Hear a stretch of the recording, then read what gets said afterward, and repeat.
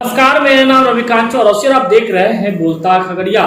बोलता खगड़िया के खबर का हुआ असर चंद घंटों के बाद ही चौथम प्रखंड के कड़वा मोड़ NH 107 के गड्ढों को भरा जाने लगा है।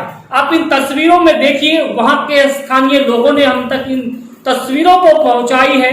आज सुबह जैसे ही हमने इस खबर को चलाया तो खगड़िया के जिलाधिकारी डॉक्टर आलोक रंजन घोष ने इस खबर पर संज्ञान लेते हुए कहा कि चंद घंटों में ही इन तस्वीरों को बदल दी जाएगी और आज ठीक वही तस्वीरें हमारे सामने आ रही है जिन तस्वीरों में उस सूरत हाल को बदली जा रही है।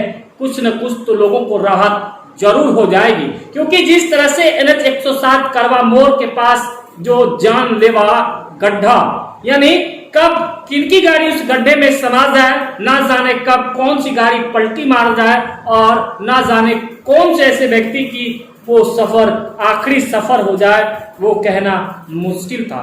जब हम उस रास्ते होकर गुजर रहे थे तो उन तस्वीरों को देखकर ऐसा लगा कि आज इन खबर को चलाना बेहद जरूरी है, उन समस्याओं को दिखाना बेहद जरूरी है। जैसे ही हमने खबर बनाना स्टार्ट किया तो उस होकर ही माननीय विधायक बेलदौर विधानसभा के पन्ना लाल पटेल जी भी गुजर रहे थे। मैंने उनसे लाख कोशिश की बात करने की, लेकिन वो नहीं रुके।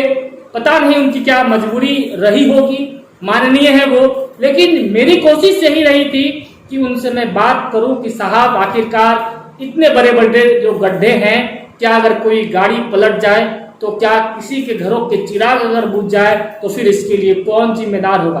क्या किसी के घर के चिराग को बुझने की इंतजार हो रही है? क्या समय रहते इन गड्ढों को नहीं भराया जा सकता है? मेरी तो बस ख्वाहिश थी उनसे कुछ दो चार सवाल कर लूं, लेकिन खैर वो सवाल का जवाब तो नहीं मिला। वो अपने गाड़ी से निकल गए।